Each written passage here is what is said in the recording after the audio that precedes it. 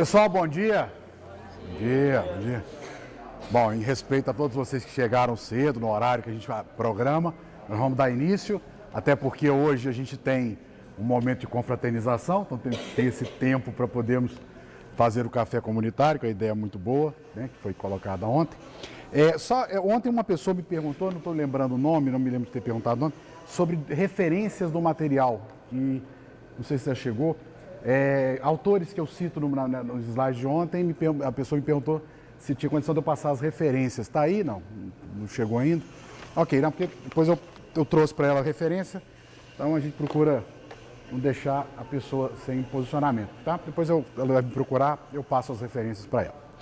Muito bem, hoje o nosso desafio é fazermos uma imersão na parte inicial prática do trabalho de vocês, em especial com relação à ação fiscalizatória que os conselheiros têm que ter nos trabalhos do seu conselho.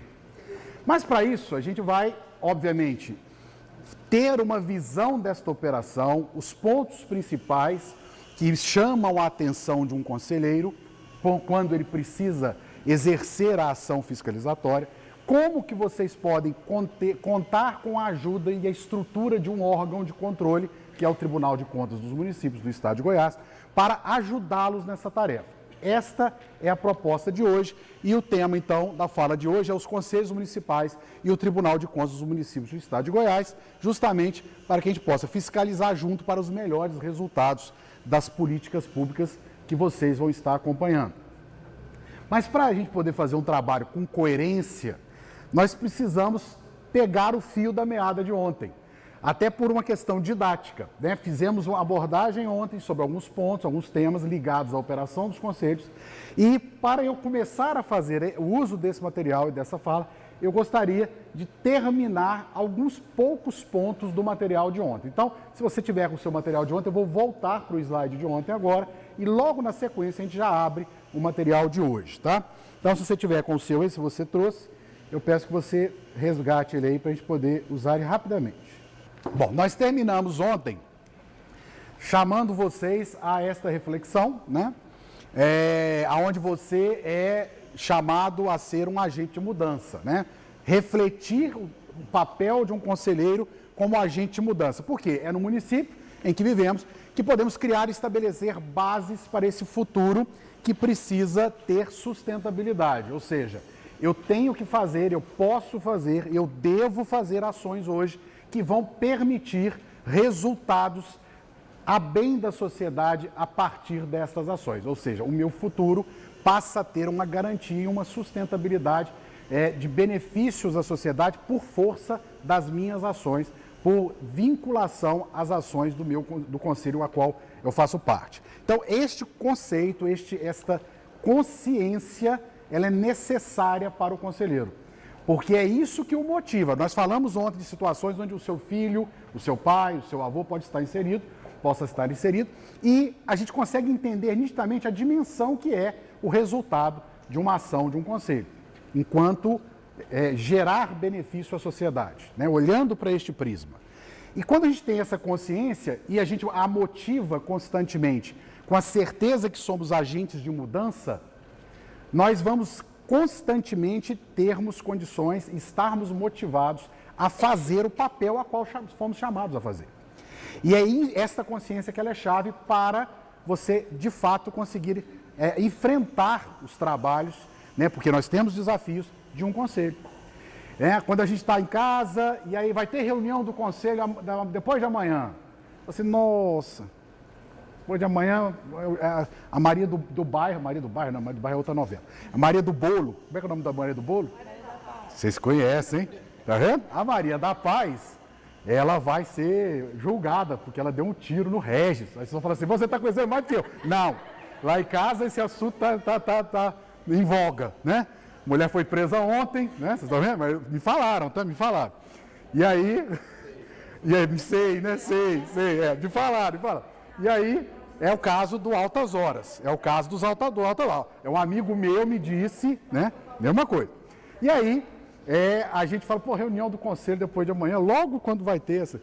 Então, vamos ter situações que vão nos afastar, tentar nos afastar deste ofício, né? E eu estou colocando isso como uma situação apenas de ilustração, mas outras demandas que a gente tem na nossa vida, porque este trabalho é um trabalho que tem que se encaixar nos nossos afazeres. E aí, no primeiro momento, tudo pode ser, às vezes, mais prioritário do que você estar participando efetivamente dos trabalhos do Conselho. Numa análise pontual. Porém, quando a gente tem noção desta função, que somos agentes de mudança e a coletividade que tem o benefício, né, que pode acontecer em função deste trabalho que você é chamado a participar, aí a gente consegue aumentar muito o grau de prioridade desta tarefa. Aí a Maria do Bolo, né, a Maria da Paz, né, ela fica para a gente ver depois, né, alguém conta, a gente assiste depois de um outro canal, no YouTube e tal. Dá para a gente conciliar isso, a gente não perde a história, mas eu não posso deixar de entender aquele momento, a importância que tem de estarmos fazendo o trabalho pontual para colher os frutos de um bom conselho, ok? Bom, então paramos aqui ontem, e aí eu queria chegar nas perguntas que não querem calar, né? Para provocá-los vocês a entrarmos na ação fiscalizatória junto com o tribunal, que é o tema de hoje. E aí, dentre essas perguntas que não querem calar, nós relacionamos algumas que às vezes nem todos têm resposta. Então, por exemplo, como que é eleito um conselheiro? Por que a lógica da paridade entre governo e sociedade civil, né? Nós vamos buscar eleição para termos, de fato, o representante de um grupo da coletividade fazendo a diferença dentro das discussões da política pública. Então, vamos buscar e promover um ato onde a comunidade elege o seu representante. É o que há de essência da democracia nesta prática. Então, elegemos, convocando reuniões de setor, de bairro, para que este grupo organizado possa indicar de uma forma democrática, por uma forma democrática, aquele seu representante, né? E quando a gente não alcança esse objetivo, a gente sente esta carência de ter a representatividade respeitada para discutir as políticas públicas que vão afetar aquela região. Então, se você setorizar o município em áreas, em setores, a ideia é que a gente tenha o máximo de representatividade destes setores dentro das discussões das políticas públicas. Por isso que nós vamos buscar em ações, né, de eleição dentro daquela região, aquele que pode estar representando aquele grupo social. Tá? Então, por isso a gente trata o conceito de eleição para que a gente possa respeitar a vontade do povo, ter o representante que ele quer ter. E não a eleição do político que a gente está acostumado, mas é a eleição de um representante. A lógica é a mesma. Mas a finalidade é o representante na discussão e no acompanhamento das políticas públicas, né? Bom, qual é o período de mandato de um conselheiro? Geralmente é de 2 anos, podendo ser reconduzido por outro período igual. Isso depende muito da lei de criação do conselho, mas em geral, né, obviamente porque pelo Estado de Direito manda a norma legal. Então a norma legal, quando foi criada, criando a figura do conselho, vai definir qual é o tempo de mandato, né, para cada conselheiro. Em regra, em geral, nós temos este tempo que é praticamente aplicado à maioria dos conselhos. 2 anos, podendo ser reconduzido, né, aquele conselheiro por mais 2 anos. O que é que faz um conselheiro?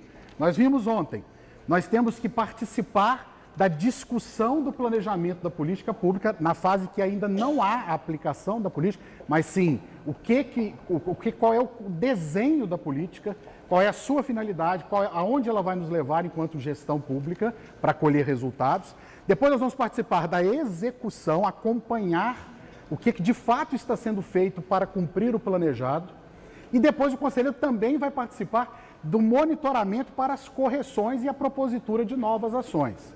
Então são 3 grandes momentos. E eu falei isso com vocês ontem, num slide que tinha letras em vermelho dos 3 momentos. Olhem sempre para essas 3 palavras. Vocês, conselheiros, precisam ter ações realizadas nos 3 momentos. Então, se você não é chamado ou não participa do planejamento, nós já perdemos uma fase da ação prioritária que você poderia estar exercendo, que é discutir o plano. Isso é fundamental. Não, eu entrei depois, então tá certo. Então você vai entrar na execução. Você vai acompanhar a execução. Então vamos lá, vamos ver o que foi decidido como plano, vamos ver se esse plano está sendo respeitado ou se ele está sendo deixado de lado e outras prioridades do governo local estão passando por cima das prioridades que o nosso conselho monitora.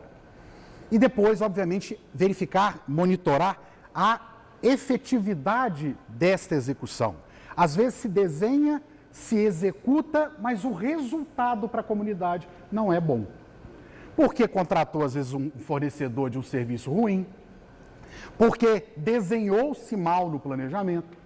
Então, vocês, quando monitoram, que é o terceiro momento da ação do conselheiro, vocês vão ter a oportunidade de enxergar necessidades de melhoria no desenho, certo? Então, são 3 momentos claros que o agente ligado, obviamente, então, ao conselho, ou seja, o conselheiro, precisa atuar, certo? E de forma inteligente, nós vamos dar algumas dicas aqui para conselheiros hoje, no final do dia de hoje, pontos de atenção e dicas para o melhor resultado, para a melhor ação de um conselheiro, para que também, em nenhum momento, esta ação comece a se transformar num peso, em um fardo, com dificuldades para você executar. Nós vamos dar dicas para que isso não aconteça, para a gente afastar os riscos de você se desmotivar ou, por outro motivo, não alcançar os objetivos propostos para o conselho, ok? O que mais que temos aqui? Perguntas que não querem calar. E se vocês tiverem mais alguma que não está aqui, quiserem compartilhar, a gente procura passar alguma informação de resposta se tivermos.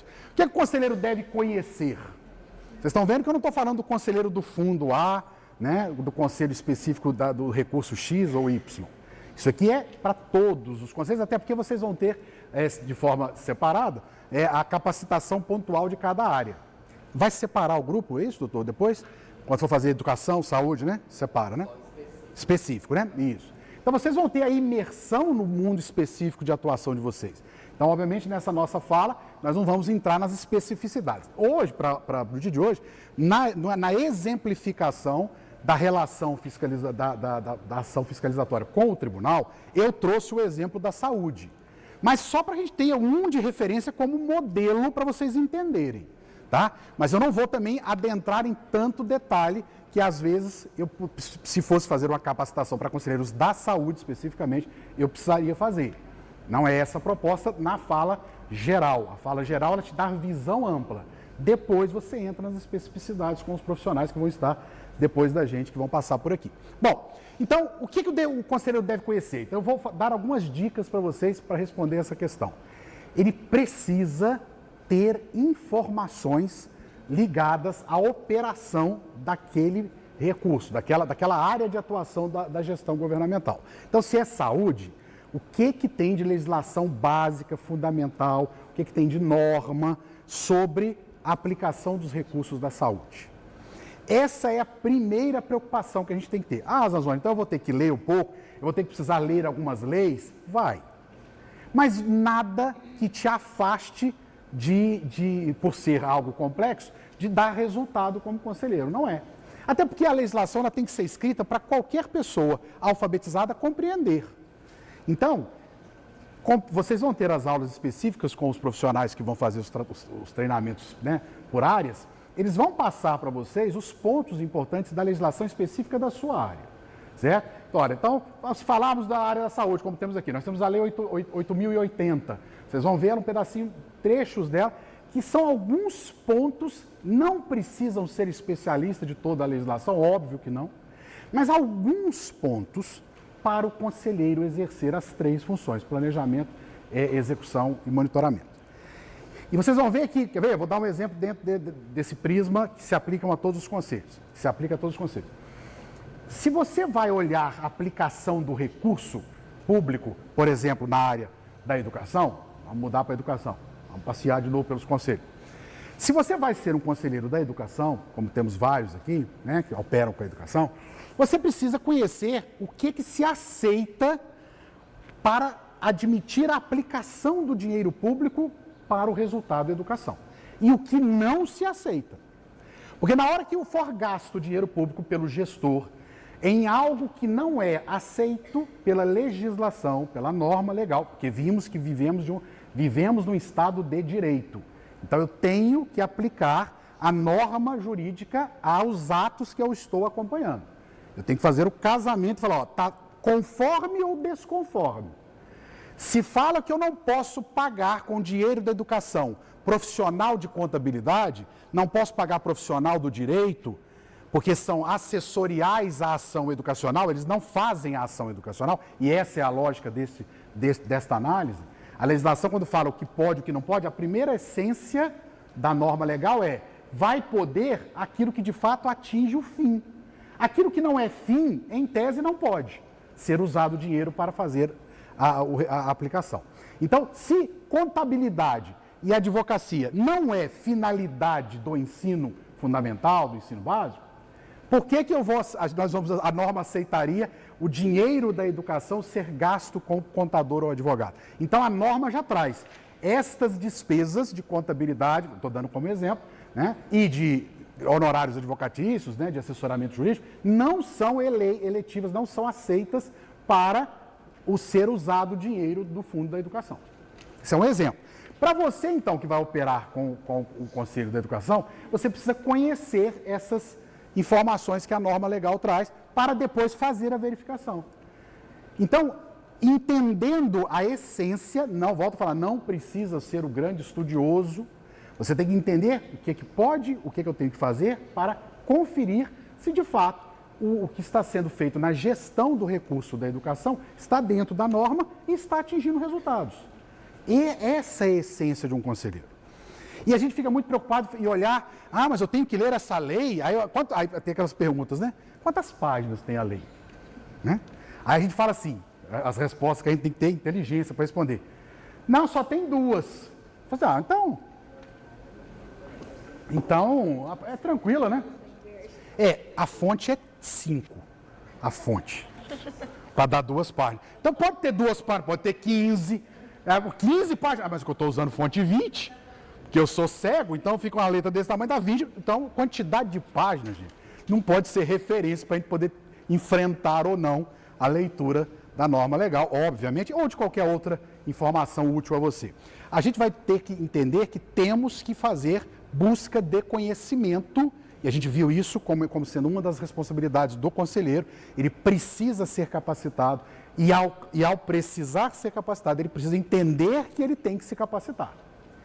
Nós temos uma tendência de sentarmos e esperarmos o conhecimento venha por osmose, por uma forma fácil, e não tenha tanto sacrifício. Isso é do ser humano também. Geralmente, infelizmente, a boa parte das pessoas não gostam muito de estudar ou de ler, né? Não é uma crítica a ninguém. Cada um tem uma história de vida e essa história de vida às vezes justifica muito não gostar às vezes de estudar. Por exemplo, na minha família eu tenho um tio, né, que foi um dos poucos que não conseguiu ter sucesso pelos estudos, né? Ou seja, fazer uma carreira por conta do seu esforço com relação aos estudos. Mas nessa história desse meu tio, inclusive já falecido, e isso não aconteceu porque quando ele estava no ginásio, na época, a gente dá os exemplos de ginásio, hoje não tem mais isso, tem pessoal da educação, eu já ensino fundamental, não é isso? Como é que são, né? Hoje separou, agora são 9 anos, né? Na minha época era 1º grau e 2º grau. Quando eu vou falar esse negócio de grau, já mostra que eu sou de outra geração, porque hoje é ensino médio, né?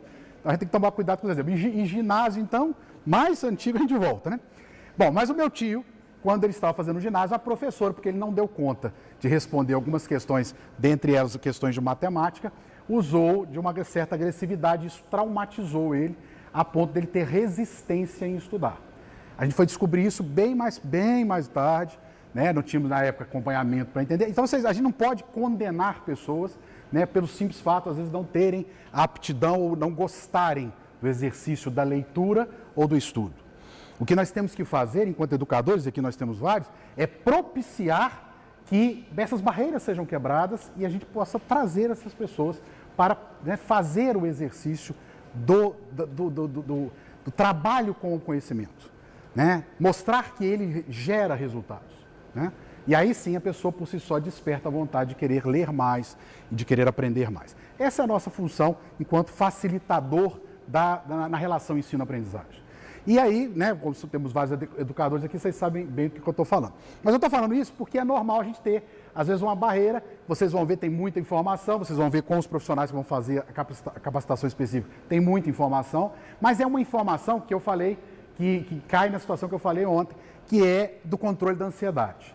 Obviamente, se nós falarmos, você precisa conhecer a legislação da educação para ser um conselheiro da educação, e eu te mostrar o tamanho dessa informação, no primeiro momento você vai assustar e pode ter uma barreira e falar, não, mas então não vou dar conta, porque é muita coisa. Mas ninguém está falando que você vai ter que dominar isso de hoje para amanhã. Ninguém está falando que você precisa sair correndo para poder dar aula desse assunto daqui a uma semana. Não é assim. Controlar a ansiedade nesse ponto está vinculado exatamente a isso. Eu vou, dentro da minha capacidade, do meu tempo, eu vou, mas tendo consciência que tenho que fazê-lo, eu vou realmente tendo contato com a informação neste tempo e cada vez mais eu vou tendo condições de exercer o meu papel com mais segurança, com mais propriedade, como conselheiro. Porque agora eu já sei que a lei permite essa despesa e não permite essa. Daqui a 2 semanas, agora eu já sei que eu não posso deixar de olhar isso, esta parte da gestão da educação, porque faz parte, é chave para o êxito do gestor, para o êxito da política pública de educação. Então agora eu já sei. Há 2 semanas eu não sabia. Há 6 meses atrás eu também não sabia que determinada situação da educação poderia ser de um jeito, mas deveria ser de outro. E isso a gente vai adquirindo com calma no seu tempo. Não sofram com a necessidade de querer dominar a informação da sua área. Se falarmos de todas elas, tem legislação e normativos da área da assistência social, da saúde, tem muita informação, né, da área do idoso, como nós falamos ontem em vários conselhos aqui. Dominar isso da noite para o dia, não sofra por isso. Nós não estamos chamando vocês aqui para falar, ó, agora sai daqui com a pastinha, você tem uma semana para aprender tudo isso. Não. Você precisa entender que você precisa, com o tempo, ir dominando essa informação para exercer bem o papel de conselheiro. Esse é o primeiro aprendizado que você tem que ter. E ao ter esse aprendizado, você vai tendo contato com o conjunto de informações e vai se aprimorando para fazer um bom papel de conselheiro. Certo? E eu tenho certeza que com 2 meses, 6 meses, 1 ano, você vai ser um profissional, vamos chamar entre aspas, como conselheiro, que vai estar exercendo esse papel com resultados muito maiores do que há 6 meses, 8 meses, 1 ano atrás. Porque isso é o normal do mundo da gestão do conhecimento. Na medida que a gente adquire conhecimento, a gente vai produzindo informações de mais qualidade e atingindo a finalidade, neste caso, com muito mais propriedade. Não sofram, tá? Eu estou falando por causa da ansiedade. A gente tem essa tendência também natural de ter isso, transformar isso em uma barreira. Não. Vocês vão ter muitas facilidades para vencer esse contato com o conjunto de norma, o conjunto de informações da sua área. Por quê? Porque hoje a informação está muito bem estruturada. Nós não vamos pegar a lei e falar assim, ó, está aqui a lei, leia, depois daqui a 2 semanas a gente conversa sobre ela. Não é assim. Hoje você tem a essência da lei recortada, didaticamente apresentada para você. Olha, o que pode, o que não pode. Já foi tirado do texto da lei. Por quê? Porque a lei, estamos no Estado de Direito, tem que fazer respeitar a lei. Mas, didaticamente para você, nós vamos ter meios, cartilhas, manuais, que temos vários de todas as áreas. Eu vou mostrar para vocês aqui vários. Me coloco à disposição de disponibilizar para qualquer uma das áreas material, didático, não a norma legal. Porque a norma legal é você jogar a lei no senhor Google, você encontra todas, né? É muito fácil de ter acesso à norma legal. Mas, às vezes, uma cartilha você pode ter um pouquinho mais de dificuldade, embora também se jogar e pesquisar, vai encontrar. Porque é assim que a gente, inclusive, opera. A gente também não chega para nós sem a gente fazer esforço, nós vamos buscar. Mas a gente tem meios, mecanismos de pesquisa que nos facilita dentro dos tribunais. Por exemplo, o Tribunal de Contas do Estado do Acre, né? Lá no Acre, o Acre tem materiais excepcionais sobre cartilhas para educação e saúde, são referências do Brasil e são super atualizadas. TCU, Tribunal de Contas da União, excelentes materiais, e assim vários. Nós temos órgãos de Estado, né, específicos de Estado, por exemplo, Controladorias Gerais de Estado, que é o controle interno do Estado, do Poder Executivo do Estado, né, no Brasil, que tem materiais excelentes, preparados para pessoas que não são operadores por formação daquele meio. Então, são cartilhas e manuais com uma linguagem muito fácil acesso. Então, todas essas áreas de vocês, nós temos material. E, obviamente, não poderia trazer todos, não poderia pedir para imprimir isso para vocês. Eu posso disponibilizar, inclusive, a promotoria, né, vários deles, para que vocês também tenham onde buscar, mas vocês vão ter o meu contato, que podem pedir diretamente também para mim, porque aí eu posso mandar até mais material do que para disponibilizar tudo de todas as áreas que nós temos para o Ministério Público. Tá? Fiquem bem à vontade, vocês já têm o meu contato, vou passar ele de novo no final, para que a gente possa trocar esses materiais. Bom, ainda para a gente poder adentrar no assunto de hoje. Então, como se deve dar a atuação do conselheiro, falamos dos momentos, né? Porque o conselheiro é tão importante na aplicação dos recursos públicos. Aí é a chave, a resposta dessa pergunta, da sua motivação. Ele é importante porque ele tem a condição, a possibilidade de definir a melhor aplicação do recurso. Quando você discute a política, naquela mesa de trabalho, na época do planejamento, nós temos que gastar com o idoso para comprar vamos falar, a cadeira de roda. Porque eu sei que temos demanda para cadeira de rodas para os idosos. Mas aí vem o outro conselheiro e fala assim, pois é, mas e o que a gente pode fazer preventivamente para que ele não chegue a necessitar da cadeira, como, por exemplo, o exercício físico, onde ele não tem espaço, e a gente poderia estar atuando na aplicação do recurso para a aquisição de equipamentos que permitam ele exercitar-se e melhorar a sua condição de saúde. Aí a gente vai para aquela compra dos equipamentos de praça, público, livre, gratuito, para as pessoas, e aí em especial para os idosos, fazerem uso, né? Bom, isso é discutido na mesa redonda de trabalho do Conselho, que vai levar isso, né, junto com os representantes da Prefeitura, para se transformar naquela política pública ligada ao idoso. Sim, eu estou dando exatamente alguns exemplos, temos vários. É isso aí. Ó, mais um. A mesa redonda, nós estamos uma enorme aqui, ó. Se a gente for ouvir, nós vamos escolher mais sugestões. É isso aí. Agora, o ponto de consenso é o que é prioridade para este exercício, para o orçamento desse ano. Então, olha, o que está mais grave, o que gera mais problema é este ponto, que a calamidade é maior. Então, este nível de raciocínio, de criticidade que o conselheiro tem que ter. Então, o que é mais relevante em função da premência, da urgência de se fazer a aplicação do dinheiro? Porque, eu quero fazer uma ação para colher o fruto daqui a 2 anos, mas se eu não der condições para chegar